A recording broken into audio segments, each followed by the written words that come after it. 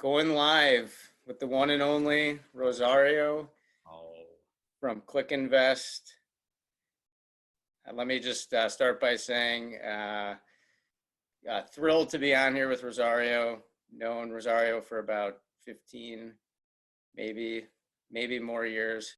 I wanted to focus in on rehabbers and flippers and what's going on in the for sale market. Let me start with some gratitude. This guy and I would spend at least one time a month going through our business plans together, sitting outside a coffee shop. And for 15 years, have supported each other and helped a lot of investors. I love working with Rosario because it's all about providing and giving to his clients. Continues to do it and was nice enough to come on here and share what Clickinvest is working on today and what they're seeing in today's market. So Rosario, a quick intro and then we can jump in. thank you very much, Mr. Rosen. COVID-19 has been much better to you than me. You look good. Like I can't even get a haircut, and my wife refuses to shave my head, so I got this thing going. But yeah, I feel the same way. I can't believe it's been 15 years, man. You guys may think we started when we were 15 because we look so young, but no, we've been at this for a while. We're off to another wild ride since we went through '08 together. Yes, sir. Yes, sir. So Clickinvest, the short story or the 30-second brief on who we are. My partner Jeff and I have both been in the industry for almost 20 years. We cut our teeth on the institutional side of the business, meaning we work with the big hedge funds when they were buying a few years ago. So between him and I, we've done over 7,000 transactions. And we built Clickinvest as a way to really offer the local mom and pop investor the tools and the deals they need to be efficient in this marketplace, right? Especially as technology continues to come on the playing field and make things harder for the mom and pop to find deals. So we find deals. We also bring construction into the play or into the mix. So we have GCs that can manage the project for our clients. And then we help them on the resale of the properties as well. But we're a deal platform. That's the easiest way to sum us up. Awesome. One of the things I've always been impressed with, and I watched you do it from our own office for a long time, is you've really focused heavy into data. Yep. and a platform using technology. And we talked earlier this week, which got me excited to bring this conversation to other people. So I wrote down a couple of notes so I don't forget, but there are 3 or 4 questions, and I know you actually took some time to put something together to go through. Yep. But they basically were, what is Clickinvest focused on right now? How do you use data, and what data do you look at on a regular basis? And for the foreseeable future, let's say the next 3 to 4 months, because we can't pretend to predict very much, if that far, or even beyond that. What does the data you're looking at tell you about that time period? And then if you were an investor, what data would you look at on a weekly, monthly basis to help at least steer you and give you the confidence or the information you need to navigate as an investor? Great question. How's that? Yeah, that's great. And when so my partner Jeff, I mean he's a financial modeling wizard. So on a weekly basis, he goes through a ton of data and puts together reports for our clients. And then I share that data as well with our client base. And we took a stance that when all this started to shake out, as scary as things were getting, right, and still are, and obviously all parts of the world, the stance we decided to take was we're going to focus more on data than emotions, because everybody's an economist. It seems like today you go on Facebook and everybody's got their idea of what's going to happen, exactly how it's going to play out and all that. So we kind of stayed silent for the first few weeks. We were emailing our client base, but we weren't really coming out saying, this is what we think and here's what's going to happen. And by just waiting a few weeks, enough data started to present itself for us to really start making some intelligent observations and share that with our client base. So so just be very careful what you're putting before your eyes, because you want to focus on data, all right? Because at the end of the day, that's all that's going to matter. I mean, people's emotions are going to continue to be all over the place. And this coming from an emotional guy. Right, Just a Daniel? little. Just a little. I'm emotional.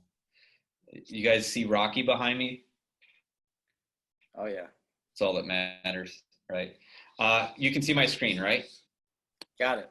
Okay, so I'm going to start with this because this will prepare your mind for what we're going to be dialing in or diving into. So, ignorant optimists. These are the three types of people, that I feel, at least in the real estate space, and quite frankly, this may be the same for the whole world, not just the real estate space. But some of us are all three, depending on the time of the day, right? depending on the day, yeah, depending on the day and what you woke up and did that day, you could be any one of these. I used to be an ignorant optimist. And what that means is everything, if you guys have kids and you've seen the Lego movie, everything is awesome, right? Everything is awesome all the time. And that's the mantra. Everything is awesome all the time. Now, I'm a big believer in, affirmations and being positive and all that. Yes. Okay.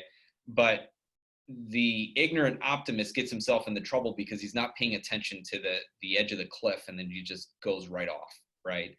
Then there's the panicking pessimist. These are people that are always frozen and paralyzed and never do anything. And every day is the end of the world. Okay. So you just got to be very aware of who those people are and don't surround yourself with them, because you'll get pretty depressed. And they'll never work themselves out of any situation because they're over analyzing everything. Yeah. And then there's the realist, and I couldn't fit opportunistic in there, but it's the opportunistic realist. And that's what I've become through the years, is being opportunistic with reality, what's in front of me and where are the opportunities with what's in front of me.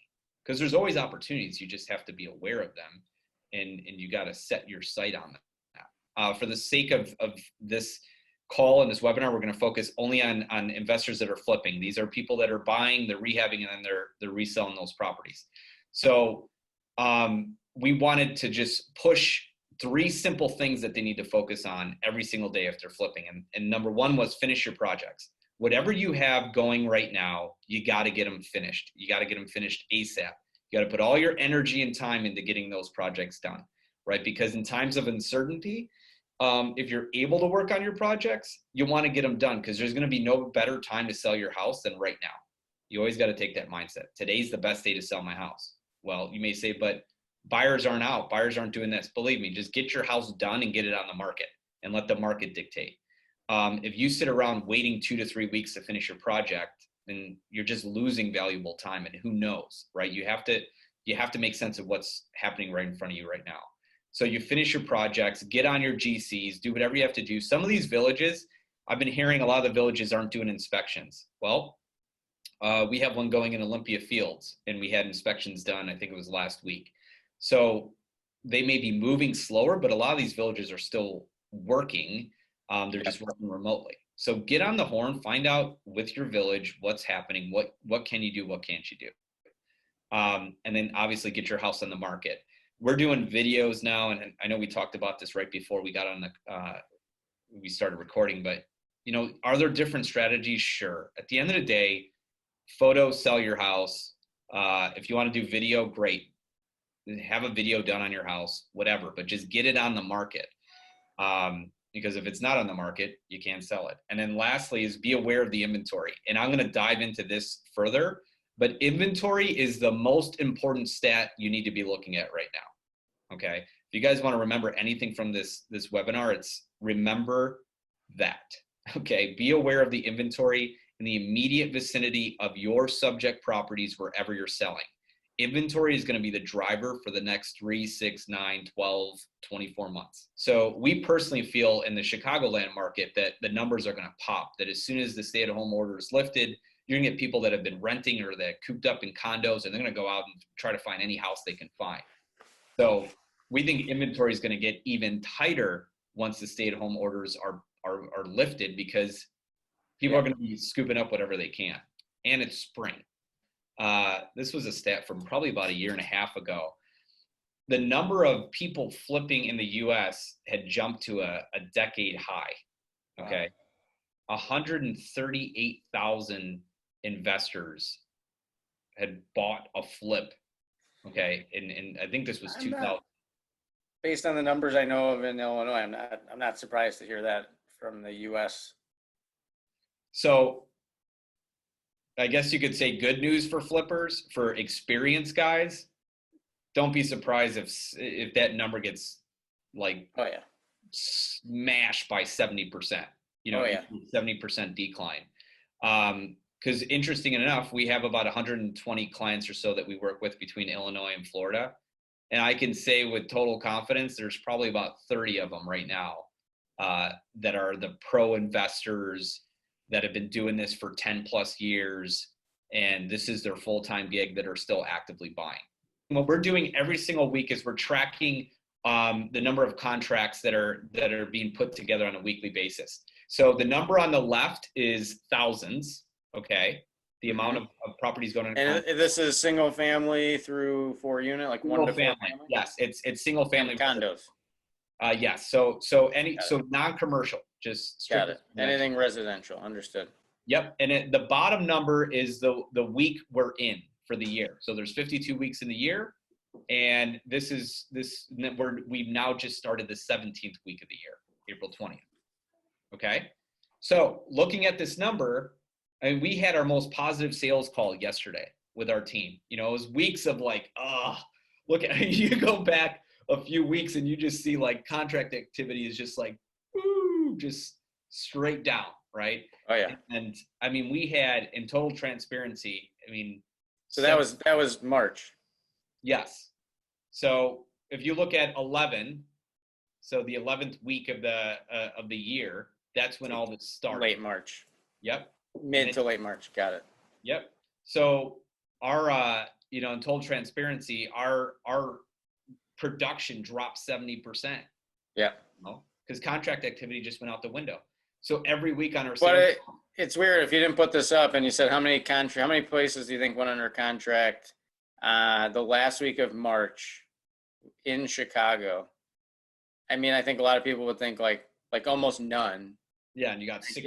It's a significant drop, but it's still over 1,000 places. Yep.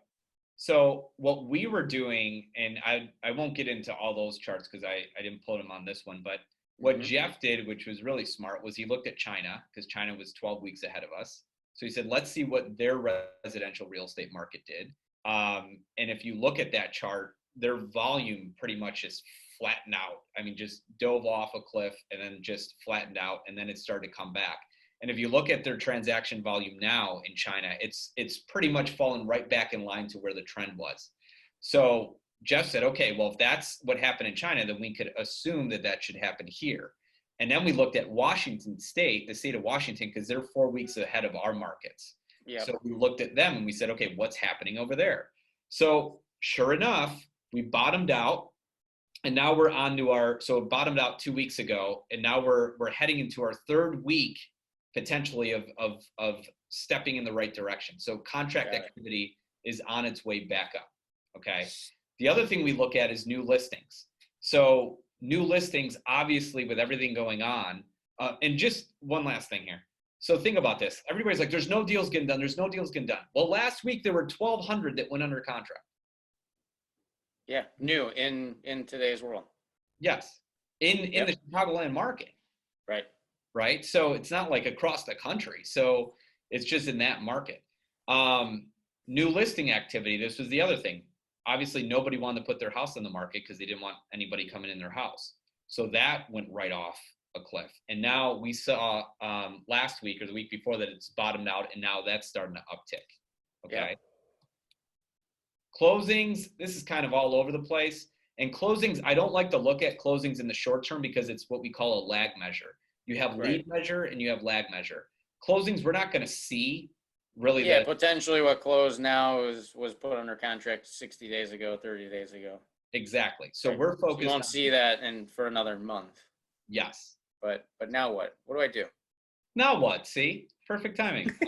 So if you have a house that you're putting on the market, what we're advising our clients to do is put it on the market and wait. Now, when I say wait, I mean, I'm not saying wait 6 months, but give it 30 days. Reason why, you don't have a ton of buyers in the market right now, and there's not a lot of inventory. So we're expecting a pop. We're already starting to see the contract activity is ticking up. As people become more and more confident to go out, your property should sell. So yeah, if you just, if you just rehab your property, get it on the market. It's the sprint to get it on the market right now. And we're in the spring, and then this thing's going to get lifted. And I won't be surprised if you get, one, if you get it sold even now, but two, once the stay-at-home orders are lifted, that you sell it even quickly. In a good way, we're seeing a number of contracts come through. Not everything, but a good number. Yep. The other thing, if you have rentals, I'm sure you already dove into this, but just screen your tenants, screen them good. We had a property, so we had a client from Boston that bought a house here in Florida, and he put it on the market, got a contract busted out. He freaked out and then said, I just want to rent it out. I just want to rent it out. He put it for rent. He had 10 people through that house in like the first 24 hours. So, leasing does not seem to be the issue right now. No. At all. And honestly, it goes back to, how are you buying? Are you buying right? Do you have margin? Are you buying in the right areas? Are you rehabbing it right? And that's it. It's really a game of data and inventory right now. All right. So if I want to get if I want to stay in tune with you, and I want to, through being the optimist and pessimist, somehow figure out the realist part here, and I want some data to help guide me and give me some sense of what's going on. I email you?